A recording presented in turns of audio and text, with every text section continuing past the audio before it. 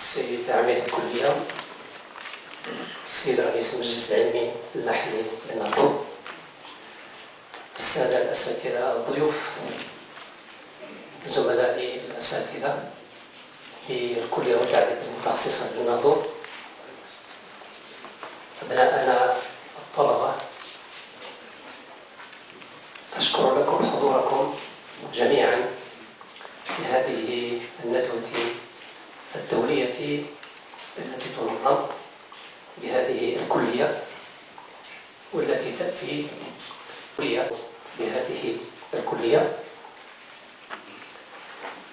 كليتنا كما تعلمون كلية فتية وتوجد في أقصى المملكة من الناحية الشرقية، فنشكر بهذه المناسبة ضيوفنا الأعزاء الذين العبارة التي أصبحت متداولة وأصبحت يعني مفهومة، الذين تجشموا الصعاب وتحملوا جهودا كبيرة من أجل أن يصلوا إلى هذه المنطقة ليحضروا معنا هذه الندوة الدولية، خاصة زملائنا الأساتذة الذين أتوا من البلدان الأخرى غير المغرب، من الجزائر ومن إسبانيا، وكذلك بعض المدن من داخل المغرب القصية بدورها.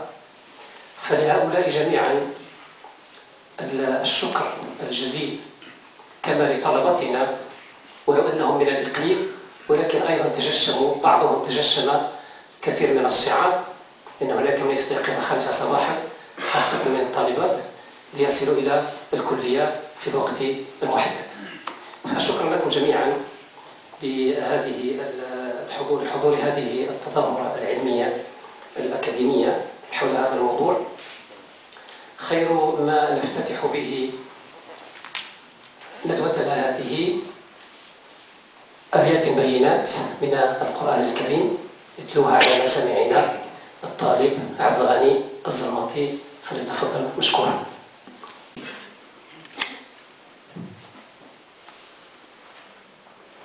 شهد الله أنه لا إله إلا هو والملائكة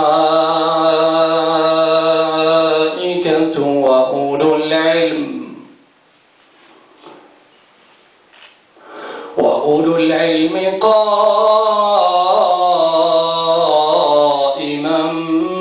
بالقسط، لا إله إلا هو العزيز الحكيم.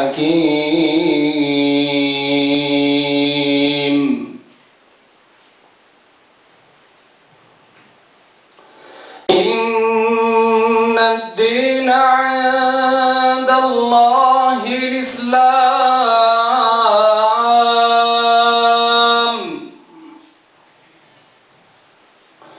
إن الدين عند الله الإسلام، وما اختلف الذين أوتوا الكتاب إلا من بعد ما جاءهم العلم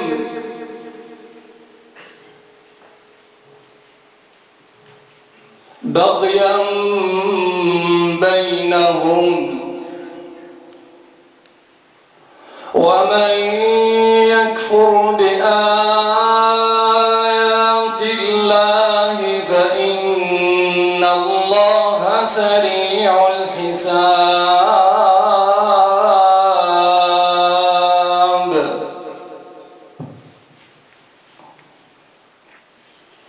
فإن حاجوك فقل أسلمت وجهي لله ومن اتبعني، وقل للذين أوتوا الكتاب والأميين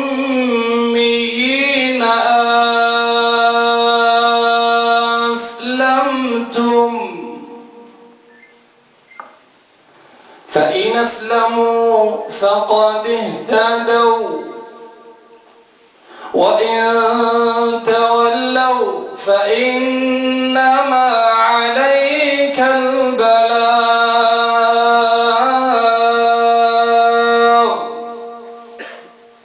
والله بصير بالعباد. صدق الله العظيم. قبل سنتين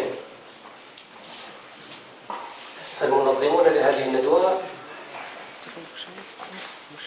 فكروا في هذا الموضوع، وليس في علمهم ولم يكن في علم أحد الأهمية بمكان من ناحية، وأنه سيطرح في وقت وفي زمن يعرف فيه العالم اليوم تحولات واضطرابات وقلاقل. الدراسات التحليلية يقول هؤلاء المحللون أن هذه النقطة ستكون علامة فارقة، ستكون علامة فارقة فيما يتعلق بما سيأتي وما سيكون عليه العالم بعد هذه النقطة الفارقة. معنى أن العالم الآن سيشهد تحولا كبيرا على كل المستويات، ليس فقط السياسية والقانونية، وإنما أيضا مستويات سوسيولوجية، مستويات علمية، مستويات تحليلية إلى غير ذلك. فلهذا موضوعنا يأتي في وقته ويأتي في لحظة فاصلة كما قلت. على أساتذتنا أن ينورونا وأن يبينوا لنا هذا الفرق الذي يجب أن يكون في نظرتنا نحن كمسلمين لحاضرنا ولعالمنا، وكذلك في نظرتنا لمستقبلنا نحن كمسلمين ولمستقبل العالم كعالم. الدين والتدين، يعني واو العطف هنا ليس اعتباطا، يفصل بين الدين كدين وبين التدين كتدين، بينما أسميه الفصل بين تاريخ الإسلام وبين تاريخ المسلمين. ولهذا رؤيتنا يجب أن تكون واضحة، مواقفنا يجب أن تكون بدورها واضحة، وفلسفتنا ونظرتنا لواقعنا ولعالمنا ولعصرنا يجب أن يكون كذلك من الوضوح ومن البيان ومن التحديث. فنتمنى أن نخرج من هذه الندوة وقد تغيرت أفكارنا التي ورثناها عن بعض القضايا، وقد تحولت أجزاء من تصوراتنا حول العالم نظرا لما يجري في هذا العالم. فالشكر مرة أخرى لضيوفنا الكرام، الشكر للحضور جميعا بهذه الندوة المباركة التي نتمنى لها كل التوفيق وكل النجاح. أيها الإخوة والأخوات، أعطي الكلمة في هذه الجلسة الافتتاحية للسيد عميد الكلية المتعددة التخصصات بالناظور والدكتور الأستاذ علي أزدي موسى، فليتفضل مشكورا. السيد رئيس المجلس العلمي المحلي للناظور المحترم، السيد مندوب وزارة الأوقاف والشؤون الإسلامية، السيد مندوب وزارة الثقافة، السيد رئيس غرفة الجدوي الفلاحة المحترم، السيد مدير الشركة الوطنية للحديد والثلاثي المحترم، السيد رئيس شعب الدراسات الإسلامية، السيد رئيس شعب الدراسات القانونية، السيد رئيس شعب الدراسات العربية، السادة والسيدات ممثلو المجتمع المدني، السادة والسيدات ممثلو الهيئات الإعلامية، ضيوفنا الكرام، زملائي الأساتذة، أعزائي الطلبة، أيها الحضور الكريم، مرحبا بكم في الكلية المتعددة التخصصات في النظر.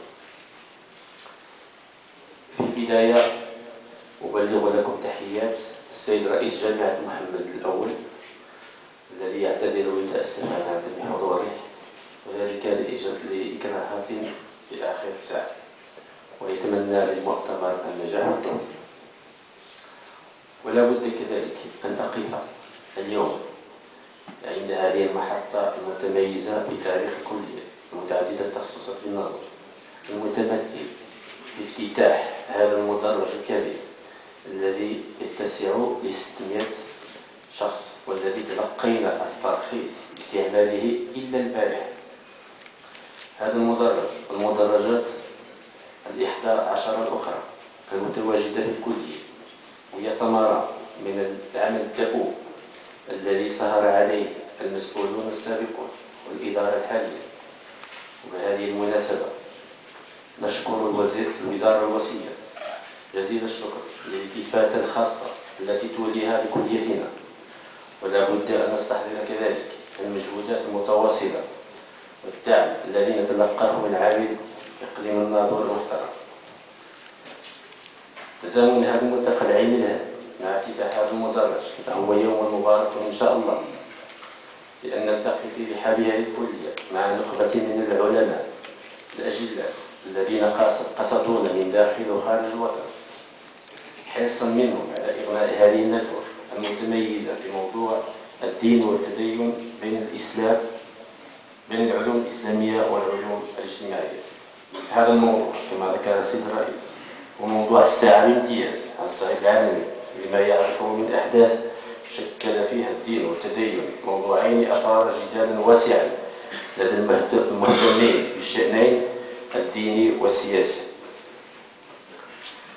بالرجوع إلى تنظيم هذه الندوة لا بد أن أستحضر مدى التعاون المتين والمستمر القائم بيننا وبين المجلس العلمي المحلي للنظر، الذي ما بدأ يرسي قنوات الاتصال لإغناء الحث المعرفي والعلمي في هذه المنطقة العزيزة من بلادنا. بهذه المناسبة لا بد من توجيه شكرنا إلى جميع مكونات المجلس، وعلى رأسها السيد نواب الرسول الذي رحب بجميع المشاريع التي نقترحها عليه. بهذه المناسبة سيتوج هذا التواصل بعقد شراكة بين مؤسستنا والمجلس العلمي، والتي بشأنها سيتمكن أعضاء المجلس وأساتذتنا وطلبتنا من الاستفادة من التجارب العلمية والتكوينية في مجالات عدة، خاصة ما له علاقة بالجوانب العلمية الدينية السوسيولوجية والتربوية. ولا بد كذلك بالإشارة إلى الدعم الكبير الذي خصه المجلس الإقليمي للناظور لإنجاح هذا المؤتمر العالمي، وبالإشارة أن المجلس المذكور أبدى استعدادا واضحا للتعاون معنا في إغناء الحقل المعرفي بالإقليم. وهذه مناسبة إذن لكي نبين أننا مستعدون في الكلية للانفتاح أكثر على المحيط السوسيو-اقتصادي للمنطقة من أجل إحداث شراكات في شتى الميادين العلمية التكوينية الثقافية التحسيسية والرياضية. وللإشارة فكليتنا توفر لطلبتها تكوينات في تخصصات شتى، ما يسمح لهم باختيار المسالك المناسبة لهم وللتذكير. كذلك فعدد الطلبة المسجلين حاليا تجاوز 13,000 مؤطرين من طرف 90 أستاذ موزعين على 11 شعبة. التعدد التخصصات يسمح لنا كذلك من تكامل الجهود مع جميع مؤهلات الكلية لتوفير مسالك تكوينية مميزة، وكذا إعداد مشاريع بحث وتنظيم ملتقيات علمية متميزة كالتي نحن بصدد تنظيمها اليوم. وفي الأخير لا بد أن ننوه باللجنة التنظيمية بالعمل الكبير والمتواصل الذي قامت به منذ شهور بالتنسيق مع نائب العميد المكلف بالبحث العلمي والتعاون السيد محمد التونتي لأجل ترتيب ملتقى علمي عالمي في مؤسستنا. وفي هذه المناسبة كذلك نتمنى مقاما سعيدا لضيوفنا، ووجودهم معنا شرف لنا. وفقنا الله لما فيه خير من هذه الأمة تحت الرعاية السامية لأمير المؤمنين صاحب الجلالة الملك محمد السادس نصره الله. والسلام عليكم ورحمة الله.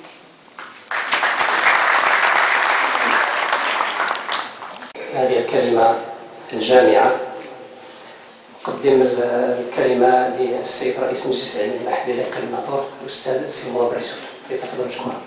وعلى من تبعهم بإحسان إلى يوم الدين. السيد عميد الكلية المتعددة التخصصات في سلوان بالناظور، السيد المنسق لهذه الندوة المباركة، السيد مسير الجلسة الافتتاحية، السادة رؤساء الشعب المشاركة، السادة المندوبون والمدراء أو المديرون الحاضرون، السادة الأساتذة والدكاترة الباحثون والأكاديميون والخبراء والخبيرات والباحثون والباحثات المشاركون والمشاركات لهذه الندوة المباركة، أبناءنا الطلبة، بناتنا الطالبات، نعود إلى مدرجكم من جديد، والعود أحمد إن شاء الله مع موسم طافح بالآمال المؤشرة في طريق مساعيكم الحميدة نحو المزيد من التميز في مساركم الدراسي والتفوق في ميادين الحياة العامة والتألق فيها. ونشكر السيد عميد الكلية وكل طاقمه الإداري والعلمي وجميع الشعب التي تدلي بدلائها في هذه الأنشطة العلمية الرائدة التي هي بلا شك أساس انفتاح هذه المؤسسة العلمية العتيدة على محيطها والتجاوب معه.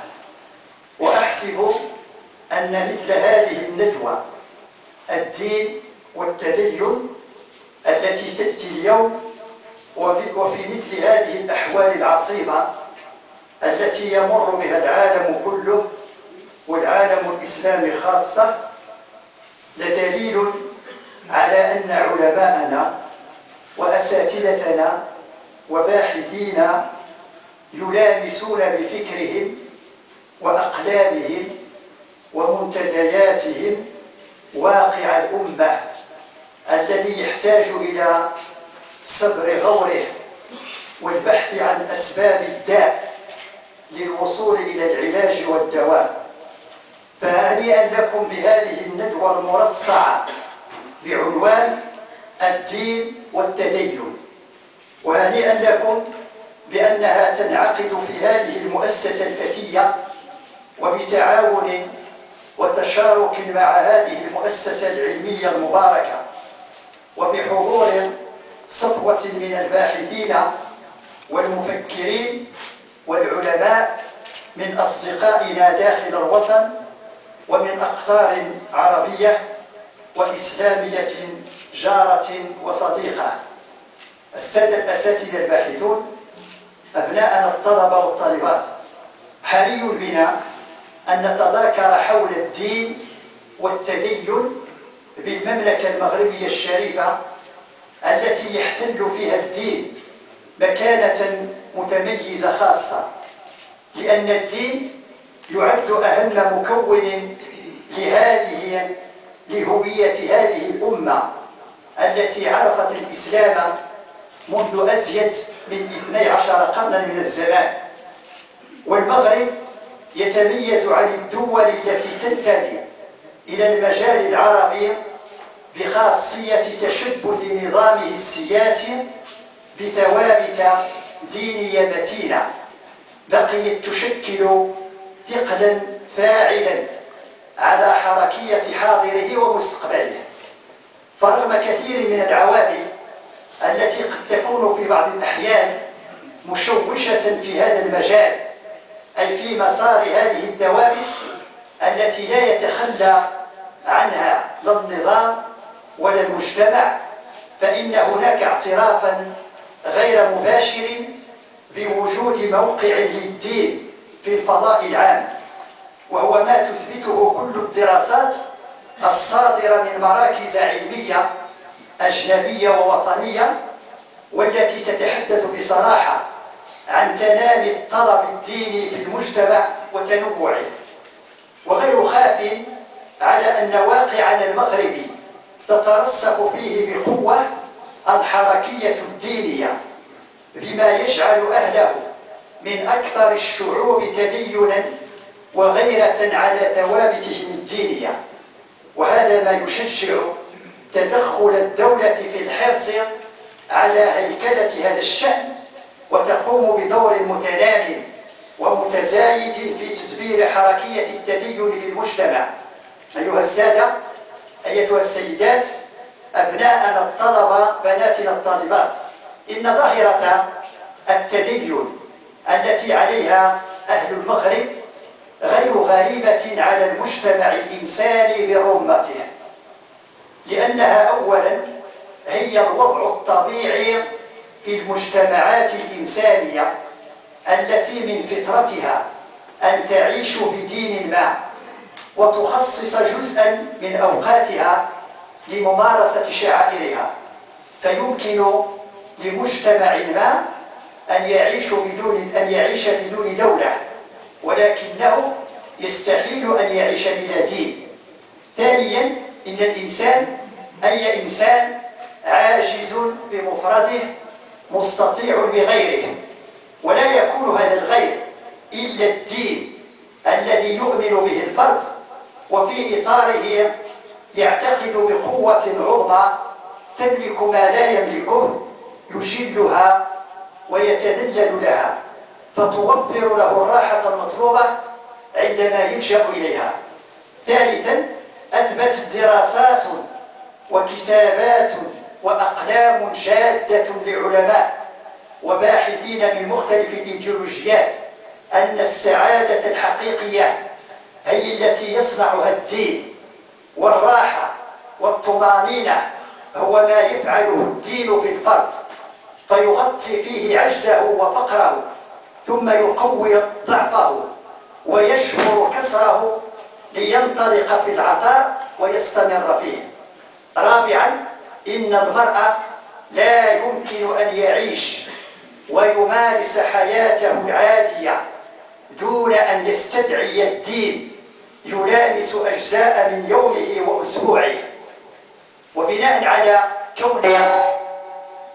على كون الحيثيات السابقة عند المسلم حقائق ثابتة، فالتدين بالنسبة للمسلم نفس يومي يعيش به معه، لا يمكنه الانفكاك عنه، فهو معه في جميع معاملاته وفي جميع أجزاء حياته. وأما المغاربة فمنذ أن عرفوا الإسلام وأضاء نوره حياتهم لم يرضوا عنه بديلا، لأنهم وجدوا فيه العقد الناظم لاختلافاتهم والجامع لشتاتهم والضامن لوحدتهم وقوتهم، كما وجدوه يتماشى وأعرافهم الحسنة، كما لمسوا في اعتناقه سلاما وأمنا. والدراسات الميدانية التي تجعل التدين في مقدمة أولويات المغاربة غير مستغربة ولا بعيدة عن ملامسة واقعهم، لأن ما وجده السلف في الإسلام من نعم عظمى يتقلب فيها الخلف ويعرفون أهميتها رغم ما هناك من تشويشات. وتأتي هذه الندوة التي نثمن اختيار موضوعها ومحاورها لتكون عبارة عن رسائل مستفزة وأسئلة محرجة حول أهداف السياسة الدينية وتأهيل الحقل الديني، ومدى انسجام هذا مع باقي السياسات العمومية المتبعة بالواقع المغربي المتدين، وربما لتطرح أجوبة وتقترحها عن الاستفسارات المتوقعة حول المقاربات المفترضة لمواجهة أو علاج تحديات مفروضة بارزة مشوشة لا غير كالتشيع والتنصير واستهداف السيادة الوطنية عبر أدوات شتى. هذه الندوة حري بها أن تأتي بمقاربات وتصدر توصيات تركز على أن أي إصلاح أو أي معالجة لا يمكن أن يكون إلا من صلب المجتمع المغربي. فقد جرب المغرب كثيرا من الحركات وكثير من المذاهب الداخلية اصطدمت كلها بشخصيته المستقلة التي تستعصي على الذوبان وبهامته المنتصبة التي تصمد للعواصف وبإبائه الذي يأبى الظل. وفي الختام فإن التدين ظاهرة عادية في المجتمع المغربي يحتاج فقط إلى ترشيد حقيقي من أولي الشأن الذين عليهم أن يواكبوا المستجدات وألا يغيبوا عن واقع الناس، لأن الفراغ وترك الحابل على الغالب يفسح المجال لمن يعبث بالقيم ويجعل الجهل يفعل أفاعيله في كثير من أحوال الناس ويحل مفاهيم مشوهة في العبادات والمعاملات. وفقكم الله وسدد مسعاكم وأحاطكم بعنايته ورعايته وجعلكم في خدمة هذا الدين العظيم وفي خدمة البلاد والعباد تحت القيادة الرشيدة لأمير المؤمنين جلالة الملك محمد السادس أعزه الله. والسلام عليكم ورحمة الله تعالى وبركاته. لا علم لنا إلا ما علمتنا إنك أنت العليم الحكيم. أشكر أولا أتوجه بالشكر السيد الرئيس رئيس مسير الجلسة، السيد العميد الكلية المتعدد التخصصات بالنظور، السيد رئيس المجلس العلمي المحلي، السادة الأساتذة والسادات الأساتذة، الباحثين والباحثات، بل المفكرين والمفكرات، لأن هذا موضوع يتطلب تفكيرا عميقا.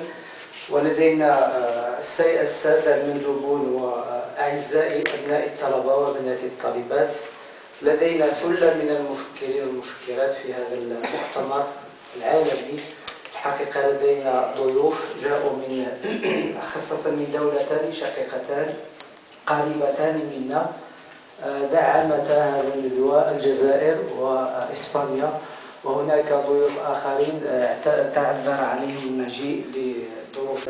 وجاءت هذه الأحداث لا نقول لحسن الحظ بل أحداث يعني دامية، ولكن الموضوع هو موضوع الساعة، ليسائل ويقارب هذا الموضوع الخطير. بطبيعة الحال الدين هو ظاهرة ليس ظاهرة، هو دين نقارب فيه بين المقدس وهو الدين، وبين الشيء الدين كمقدس وثابت، وبين مظهره الخارجي والسلوكي وهو التدين. إذن والسؤال الذي ننطلق منه بطبيعة الحال ما العلاقة بين ما هو ثابت وهو الدين وما هو عرضي ومؤقت ويحدث ويخضع لتطور ولأنواع عديدة من السلوكات ما نسميه بالتدين. الدين المقدس موجود في كل المجتمعات، حتى قال إيميل دوركايم إن لم يكن الدين سماوي هناك مقدس، هناك من يقدس الأشخاص ستالين وغيره. المقدس موجود سواء في الديانات أو غير الديانات السماوية أو غير الديانات السماوية. نفضل أن يكون مقدس دين سماوي أفضل من أن يقدس أشياء أصنام عبدها الإنسان. معايير إن كانت هناك معايير لنميز بين ما هو صحيح وما هو غير صحيح، ومن هم القادرون على التمييز، وهل هناك أنماط صحيحة فيها نوع من الانفتاح المرونة، وهل هناك درجات من التدين إلى غير ذلك من المواضيع التي سوف يناقشها ويقاربها السادة الباحثون. من مقابل كما أشار إلى السيد رئيس المجلس العلمي، هناك المعاهد الكبيرة في العالم، المعاهد الأمريكية، معهد جالوب ومعاهد التي تصنف المجتمعات في العالم حسب مقياس التدين، وقالت بأن المغرب هي من الدول الأكثر تدينا. ربما هناك من سوف يقف يقول لا ماذا تقول، ولكن لأن بعض المظاهر نراها في الواقع، ولكن حسب هذا المعاهد هو الأكثر تدينا. أيضا مصر ودول أخرى. على أي حال كيف يقيسون هذا التدين؟ إذا كان المغرب أكثر تدينا لماذا توجد هذه السلوكات وما علاقتها بهذا الدين الصحيح هو دين الإسلام. إذا لكي لا أطيل أحيل الكلمة إلى السيد المسير وأتمنى إن شاء الله نجاحا لهذه الندوة. وقبل بطبيعة الحال قبل الاستراحة السيد العميد الكلي أشار إلى أن هناك اتفاقية شراكة تجمع بين كليتنا هذه الفتية وبين المجلس العلمي المحلي.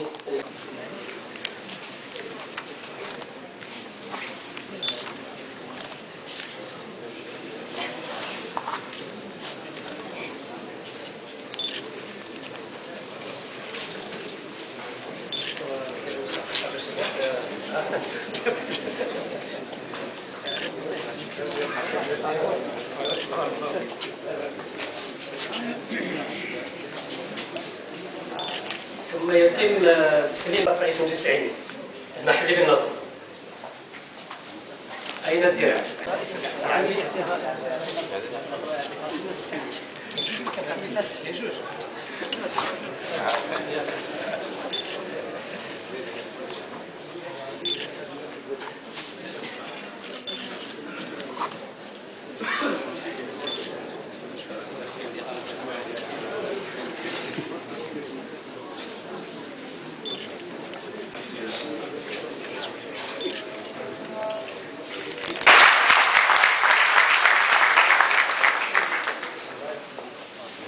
المجلس العلمي المحلي بالنظور على هذه الشراكة